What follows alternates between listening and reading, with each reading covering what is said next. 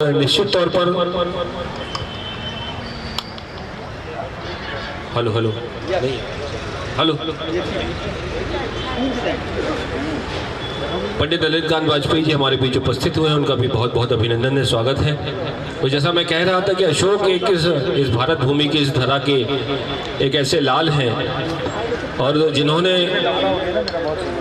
बहुत विपरीत परिस्थितियों में विदेशी आक्रांताओं से इस धरती को बचाने का काम किया है। चंद्रगुप्त मौर्य के बाद उनके बेटे बिंदुसार और बिंदुसार के बाद सम्राट अशोक, जिनका शासन कहा जाता है कि दक्षिण का एक क्षेत्र छोड़ के, वो भी उनके पिताजी ने कहा था कि क्योंकि वो उन्होंने जैन पद्धति से संलेखना से समाधि ली थी, जहाँ आजकल श्रवण का उलबेला है, उस इलाके को छोड़ के सम्राट अशोक ने ईरान तक पूरा शासन किया है, जो आज का ईरान है, अफगानिस्तान है, पाकिस्तान है। यहाँ अशोक की जो गौरव गाथा है वो बहुत गाई जाती रही और अशोक के कारण आज बहुत सारे वक्ता हमारे बीच उपस्थित हैं। प्रोफेसर आनंद सिंह राणा जो इतिहास के जानकार हैं और जबलपुर में रहकर पूरे विश्व में अपनी ख्याति अर्जित कर रहे हैं, आज वो हमारे मुख्य वक्ता है, वे जरूर इस पर प्रकाश डालेंगे। और जब मुख्य वक्ता प्रकाश डालने के लिए उपस्थित हो तो बाकी वक्ताओं में कम से कम संचालक को ये ध्यान रखना चाहिए कि वो कम से कम बोले उनके बारे में, तो उसके बाद का विशेष ध्यान रख रहा हूँ। और आज की इस कार्यक्रम की जिन्होंने संयोजना की है, ऐसे हम सबके अग्रज प्रतुल श्रीवास्तव जी जो गुंजन कला सदन की रीढ़ भी है, लगातार ऐसे कार्यक्रमों में अपनी रुचि लगाकर और ऐसे कार्यक्रम संयोजित करने के विचार रखते हैं।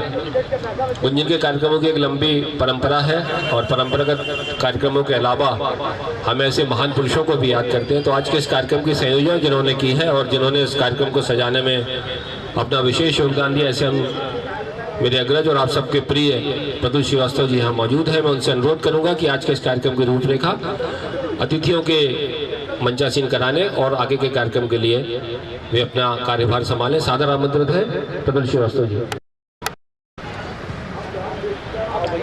धन्यवाद आलोक भाई। बिठा तो दे सबको। आज के कार्यक्रम की शुरुआत करते हुए और मंच पर सादर आमंत्रित कर रहा हूँ डॉक्टर प्रकाश दुबे जी को। माननीय डॉक्टर पुरुषोत्तम तिवारी जी कृपया मंच पर आएं। अरे आ जाइए ना। भाई श्री अभय जैन जी कृपया मंच पर आएं। आज की अध्यक्षता कर रहे श्री सरचंद पालन जी कुछ विलंब से आएंगे। मुख्य वक्ता हमारे इतिहासकार डॉक्टर आनंद सिंह राणा जी से आग्रह है कि वे भी मंच पर आएं। और हमारे विशिष्ट अतिथि पंडित नलिनकांत जी वाजपेयी और राजेश पाठक प्रवीण, उनसे भी आग्रह है कि वे भी सादर मंच पर आएं। भैया को आप भी ले जाइए, सब कहाँ हैं? अभी खड़े हैं, आगे बैठिए, बहुत दीवार में हो जाओ।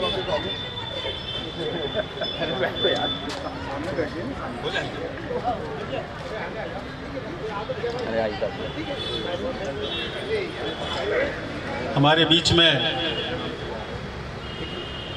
परम आदरणीय पंडित कामता तिवारी गुंजन और पीएमजी परिवार दोनों के जो सदस्य हैं सम्मानी, उनसे आग्रह है कि वे मंगलाचरण से कार्यक्रम की शुरुआत करें।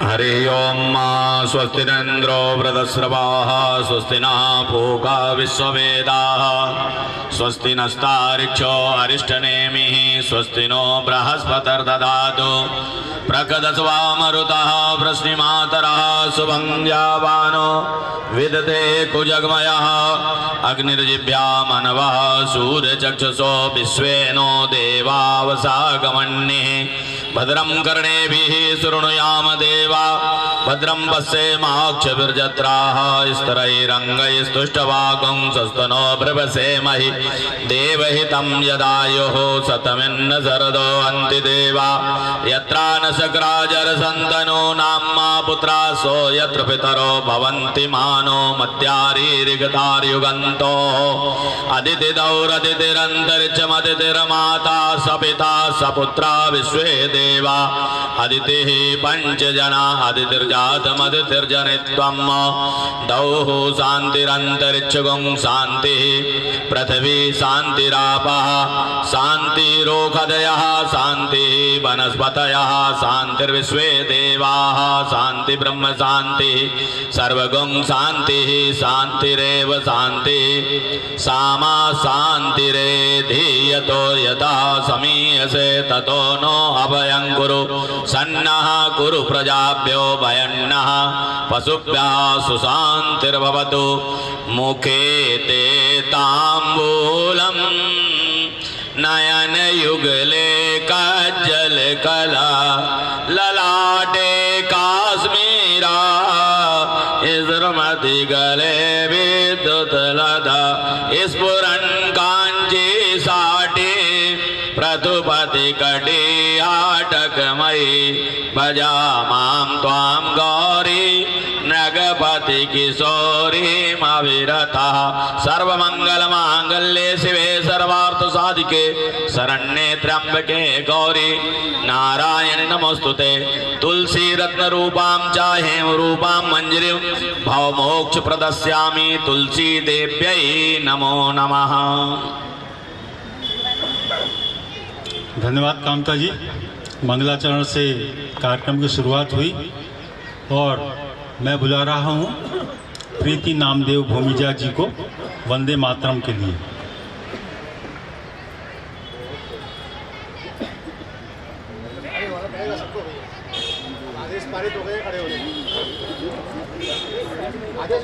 हेलो। वंदे मातरम वंदे मातरम सुजलां सुफलां मलयज शीतलां शशि श्यामलां मातरं वन्दे मातरं शुभ्रज्योत्स्ना पुलकितयामिनी फुल्लकुसुमित द्रमुदलशोभिनी सुभाषिणी सुमधुरभाषिणी सुखदां वरदां मातरं वन्दे मातरं वन्दे मातरं। भारत माता की भारत माता की। बहुत बढ़िया। और ईसा से 250 वर्ष और पहले की बात है जो हमको डॉक्टर आनंद सिंह राणा जी से सुनने मिलेगी। कितना एक गौरव के वर्ष थे वो, कितना बड़ा हिंदुस्तान था और कितना दबदबा था पूरे संसार में हमारा। आज हम उसको याद करेंगे। मैं अतिथियों के स्वागत के लिए भाई राजीव गुप्ता जी से आग्रह करता हूं कि वे आज के अतिथि डॉक्टर प्रकाश दुबे जी को मोतियों की माला पहनाकर उनका स्वागत करें।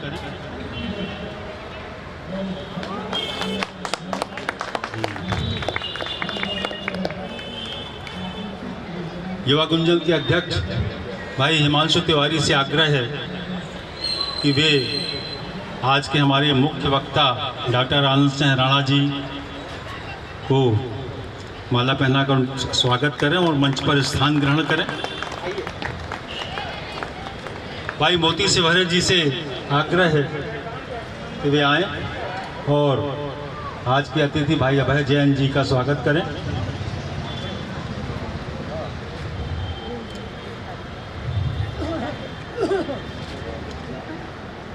शोभे सराफ जी से आग्रह है कि वे मोतियों की माला से डॉक्टर पुरुषोत्तम तिवारी जी का स्वागत करें।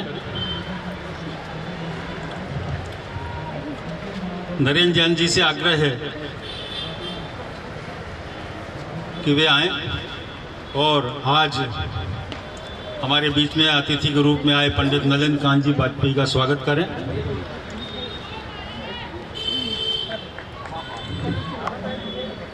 इसी क्रम में आलोक पाठक जी से आग्रह है कि वे भी आए।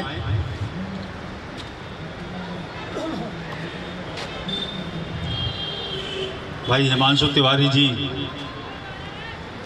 का स्वागत करें।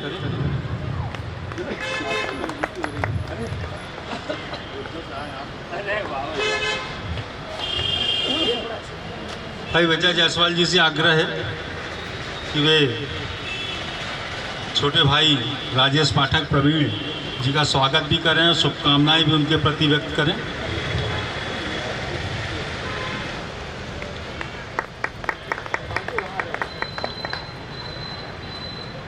मैं इस अवसर पर महिला प्रकोष्ठ गुंजन कला सदन की इंदिरा तिवारी पाठक जी को भी आमंत्रित करता हूं कि वे आएं और यहाँ जिन्होंने वंदे मातरम गीत प्रस्तुत किया प्रीति भूमिजा को माला पहनाकर उनका स्वागत करें।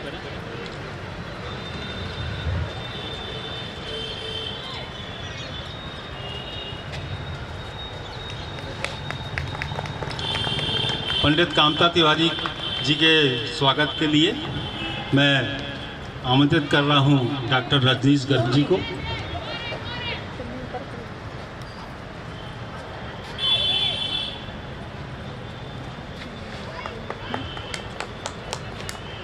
और आलोक पाठक जी से आग्रह है कि शहीद स्मारक ट्रस्ट के प्रतिनिधित्व जो सांस्कृतिक गतिविधियों के लिए सदा सक्रिय रहते हैं, पूरा सहयोग देते हैं, टहनगुरिया जी का स्वागत करें मोतियों की माला से। कौशल भैया और गजय दिव्या भी कृपा करके आ जाएं, हम लोग तीनों मिलकर उनका स्वागत करेंगे। बहुत सहयोग उनका अपने को रहता है। कौशल भाई आप भी आइए प्लीज़।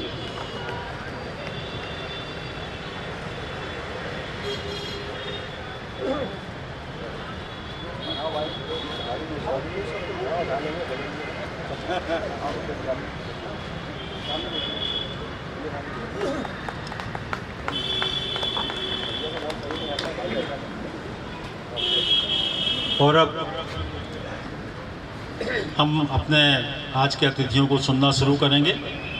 ये क्रम मैं भाई राजेश पाठक प्रवीण जी से शुरू करता हूँ और मेरा राजेश पाठक प्रवीण जी से आग्रह है कि वे पहले अतिथि के रूप में अपना वक्तव्य दें और उसके बाद फिर वो संचालक के रूप में कार्य करें आगे। गुंजन कला सदन का ये आयोजन और परिवार में कोई अतिथि नहीं होता। ये आदरणीय प्रतुल भैया का स्नेह अपनात्व आत्मीयता है कि उन्होंने ये दायित्व हम तक पहुंचाया। इस आयोजन की संयोजना में सम्मानीय प्रतुल श्रीवास्तव जी हो या गुंजन कला सदन के माननीय डॉक्टर आनंद तिवारी, जिनके परामर्श और निर्देशन में पिछले 3 वर्षों से ये यात्रा निरंतर क्रियाशील है। मैं निवेदन कर रहा हूँ आदरणीय प्रतुल श्रीवास्तव से वो मंच पर आए और सम्मानीय संतोष नेमा संतोष और विजय नेमा अनुज जी वो कृपया मंच पर आए और हम सब की ओर से आदरणीय प्रतुल श्रीवास्तव जी का मोतियों की माला के साथ अभिनंदन अभिवादन करें। मंथन श्री से संतोष नेमा और वर्तिका संस्था से आदरणीय विजय नेमा अनुज जी। डॉक्टर विजय तिवारी किसले भी इस क्षण उपस्थिति दे दें। जबलपुर की विविध संस्थाओं का ये प्रतिनिधित्व है। गुंजन कला सदन, सुप्रभातम, शहीद स्मारक, सांस्कृतिक प्रकोष्ठ, इन सब का और इनके साथ श्रमजीवी पत्रकार संघ श्री जानकी रमन महाविद्यालय का ये आत्मीय आयोजन इस मंच पर आसीन है। सम्मानीय डॉक्टर प्रकाश चतुर्वेदी जी, पीएमजी शिक्षा कला शोध समिति के यशस्वी अध्यक्ष, उनका अभिनंदन अभिवादन। इतिहास को जिन्होंने बहुत सूक्ष्मता से अध्ययन मनन चिंतन करते हुए वर्तमान पीढ़ी को उसके तथ्य और तर्क से, उसके सत्य से अवगत कराने की संकल्पना लेकर निरंतर अपनी वाणी से, अपने लेखन से, अपने चिंतन से हम सबको दिशा देने में क्रियाशील सम्मानीय डॉक्टर आनंद सिंह राणा जी। और राणा जी अगर यहाँ बैठे हैं तो सम्राट अशोक के जीवन दर्शन के वो महत्वपूर्ण तर्क और तथ्य हम तक पहुँचेंगे जो उन्होंने अपने अध्ययन मनन चिंतन से प्राप्त किए हैं। इस मंच पर है एक ऐसे चिंतक जो सृजन की धारा से भी जुड़ चुके हैं, अभिव्यक्ति की धारा से भी जुड़ चुके हैं, सम्मानीय अभय जैन जी। और जब अभय जैन जी अपनी वाणी का अभिव्यक्तिकरण करते तो ऐसा लगता है कोई धार्मिक व्यक्ति, चिंतनशील व्यक्ति एक उपदेशात्मक रूप से, ज्ञान रूप में हमें दिशा बोधित कर रहे हैं। इस मंच पर है सम्मानीय श्री पुरुषोत्तम तिवारी जी। एक नाम चाहे वो पत्रकारिता का हो, समाज सेवा का हो, राजनीतिक संगठन का हो, लेखन का हो, चिंतन का हो, धर्म का हो, बहुआयामी व्यक्तित्व है सम्मानीय श्री पुरुषोत्तम तिवारी जी। इनका भी हम तालियों के साथ अभिवादन करें। बात आई थी श्रमजीवी पत्रकार परिषद की। जबलपुर में पत्रकार परिषद को निरंतरता देते हुए पत्रकारों को एक सूत्र में आबद्ध करने में निरंतर क्रियाशील सम्मानीय श्री नलिन कांत वाजपेयी जी, उनका अभिवादन, उनका भी तालियों के साथ अभिनंदन। इस मंच पर है युवा गुंजन के यशस्वी अध्यक्ष सम्मानीय हिमांशु तिवारी जी। और हिमांशु तिवारी ने अपने पूज्य पिताश्री के मार्गदर्शन पर चलकर युवाओं को गुंजन कला सदन से संगठित कर जो अप्रतिम योगदान दिया है उसका भी हम अभिनंदन करते हैं। बहुत बहुत शुभकामनाएं। और अगर दर्शक दीर्घा की बात करें तो आगे की पंक्ति से लेकर पीछे की पंक्ति तक जो विचारशील व्यक्तित्व है उन सब के लिए हृदय से प्रणाम, नमन, वंदन, अभिनंदन। कार्यक्रम की संयोजना और संचालन का दायित्व जो प्रधानता आदरणीय प्रतुल श्रीवास्तव जी पर है। एक परिकल्पना थी कि किस प्रकार हम सम्राट अशोक के व्यक्तित्व, कृतित्व और जीवन दर्शन को वर्तमान पीढ़ी तक पहुँचाएं। नोटों पर अंकित वो शेर का चिन्ह है और अशोक स्तंभ। यहाँ तक कि यात्रा ही पूर्ण नहीं होती। देश में, जबलपुर में कला, साहित्य, संस्कृति की एकमात्र संस्था ऐसी है गुंजन कला सदन, जो बिना किसी स्वार्थ से सम्राट अशोक का स्मरण करते हुए पीढ़ियों को दिशा दे रही है। इसलिए गुंजन कला सदन के लिए एक बार तालियों के साथ अभिवादन करें। सम्राट अशोक और एक ऐसे चक्रवर्ती सम्राट जिन्होंने अखंड भारत पर शासन किया, और शासन करते हुए उन्होंने जब युद्ध में विजय प्राप्त की और उस विजय से उनका अंतर्मन आहत हुआ, द्रवित हुआ, विचलित हुआ, तो उस दर्द को उन्होंने मानवीय सेवा के रूप में अभिव्यक्त किया। सम्राट अशोक ने युद्ध के बाद जो भूमि अर्जन की, जो निर्माण किए, वो सब उनके उस दर्द के प्रतिरूप में प्रस्तुत हो पाए जो उन्होंने धर्म, अध्यात्म और जीवन के चिंतन के बाद अनुभूत किया। जब वो बुद्ध की शरण में अपने आप को समर्पित करते हुए बुद्धम शरणम गच्छामि, धम्मम शरणम गच्छामि, संघम शरणम गच्छामि, इन भावधारा से जुड़कर उन्होंने बुद्ध के आत्मदर्शन को स्वीकार कर मानव कल्याण का मार्ग प्रशस्त किया। उनके अंतस में जो करुणा का भाव जागृत हुआ, जिसने उन्हें मनुष्य के अंतर्मन की उस सर्वोच्च स्थिति को अवगत कराते हुए अध्यात्म की आभा से दीपित किया। वर्तमान परिवेश में अशोक के जन्म, उनके इतिहास, उनके द्वारा विजित युद्धों की जानकारी तो माननीय राणा सर हम सब तक पहुंचाएंगे, लेकिन मूल तर्क और तथ्य ये है कि सारा वैभव, सुख, संपत्ति, यश प्राप्त करने के बाद भी अगर अंतर्मन में कोई रिक्तता आती है, कोई दर्द होता है, तो वो होता है मानवीय हत्या का। उस हत्या से द्रवित, उस हत्या के बाद उनके अंतर्मन में जो दर्द पैदा हुआ, जिसने उन्हें सम्राट अशोक के रूप में स्थापित करते हुए उनको मानवीय कल्याण की दिशा की ओर उन्मुख किया। अशोक के शासन की अगर बात करें तो अगर हम आज पर्यावरण की बात कर रहे हैं तो ये पर्यावरण का दिशा ज्ञान भी अशोक ने अपने कार्यकाल में ही हम सब तक पहुंचाया। कैसा समाज हो, कैसा राष्ट्र हो, कैसी प्रजा हो, कैसे प्रजा का निर्माण हो, कैसे प्रजा का सुख, यश और वैभव उन तक पहुँचे, ये सारे के सारे ज्ञान धाराओं से अगर अवगत कराया है तो तत्कालीन समय में सम्राट अशोक ने अवगत कराया है। तब और अब स्थितियाँ वैसे भी हैं। आज भी हम विश्व युद्ध में अपने आप को अनुभूत कर रहे हैं।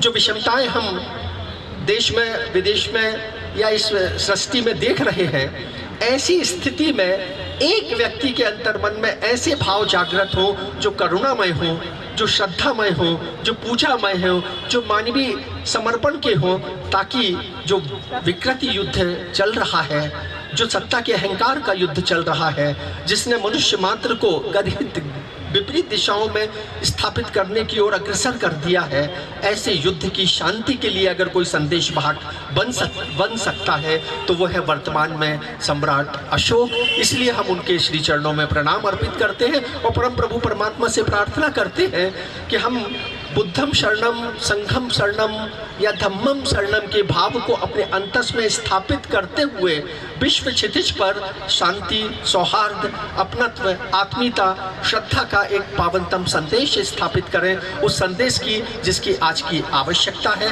इन्हीं भावों के साथ हम ये पुनः निवेदन कर रहे हैं आदरणीय प्रतुल भैया से कि आगे की यात्रा को गति दें।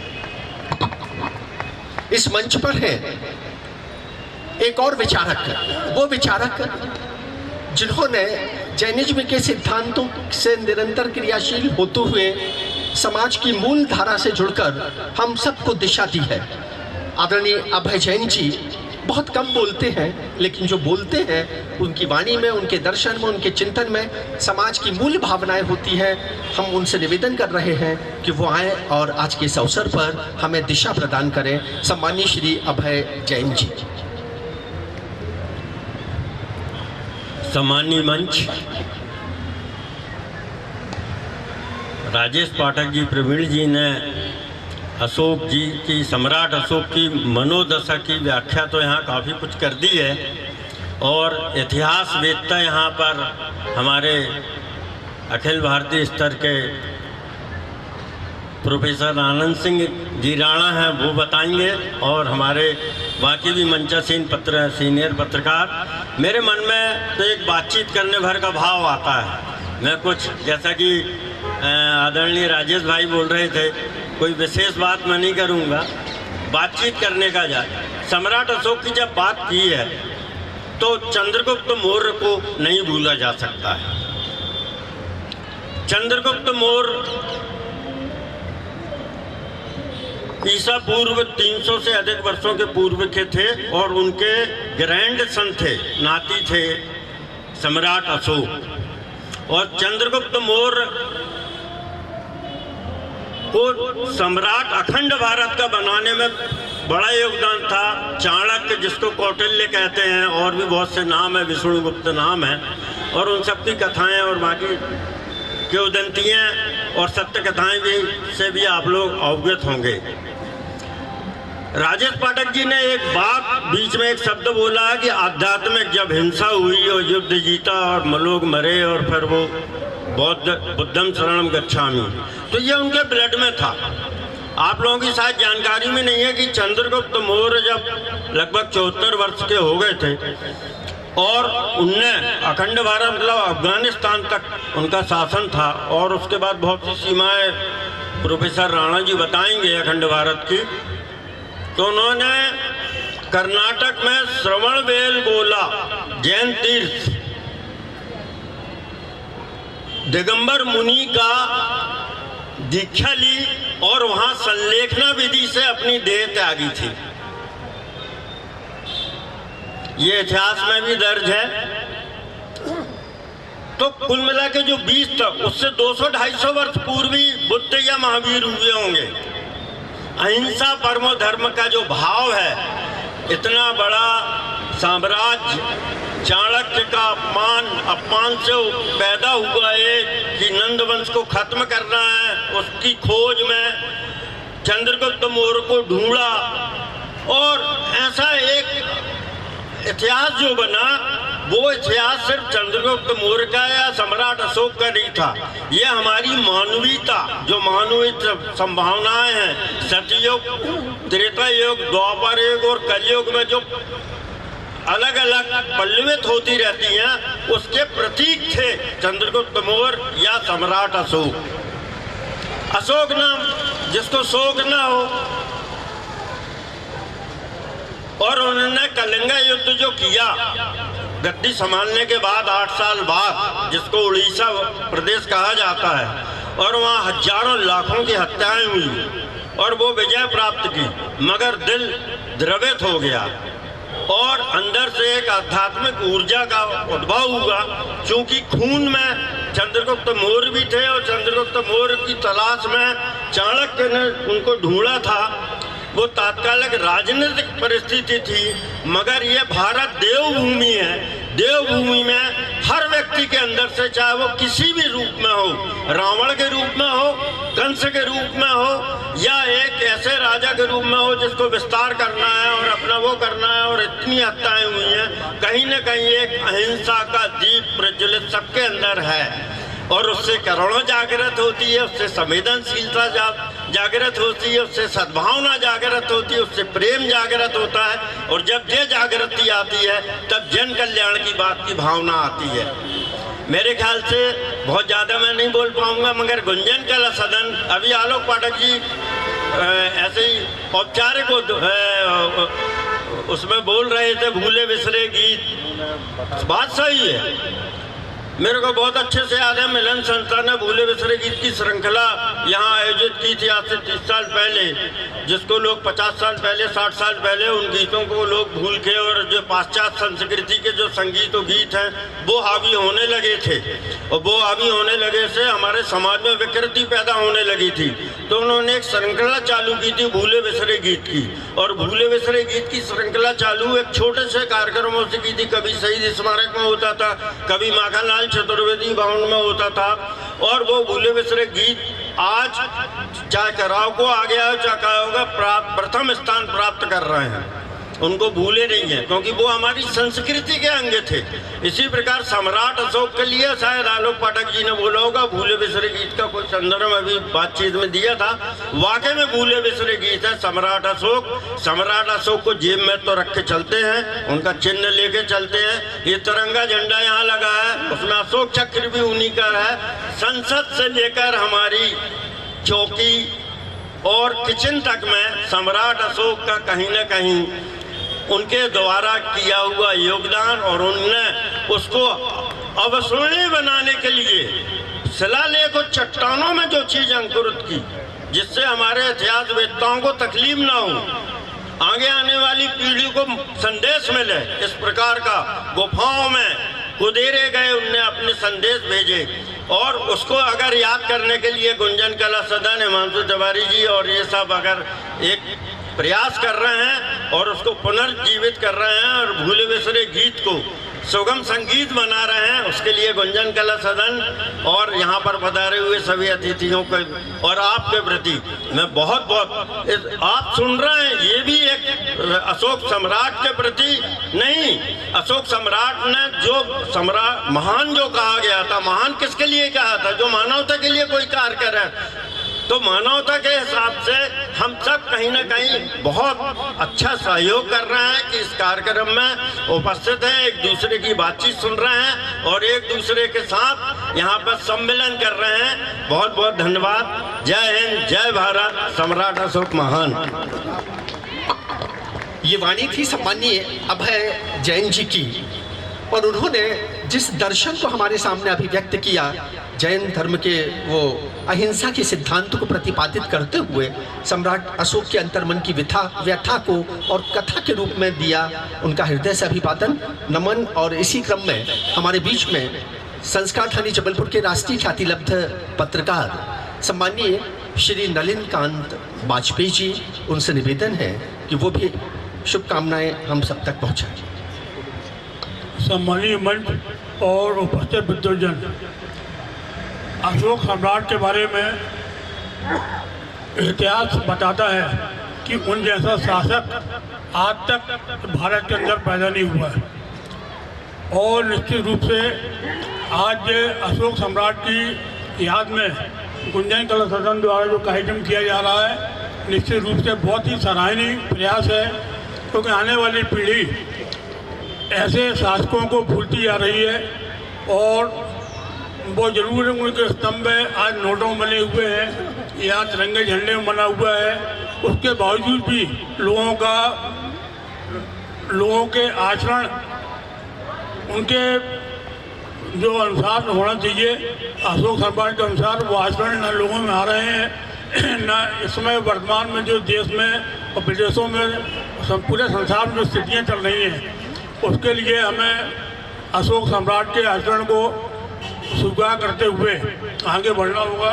यही मैं कहना चाहूँगा, क्योंकि हमारे बीच में एक इतिहास के बहुत बड़े जानकार डॉक्टर अशोक राणा जी बैठे हुए हैं, इसलिए मैं अशोक सम्राट जी के बारे में ज़्यादा कुछ नहीं कहूँगा, क्योंकि इनको सुनने में आया हूँ, मैं बोलने नहीं आया।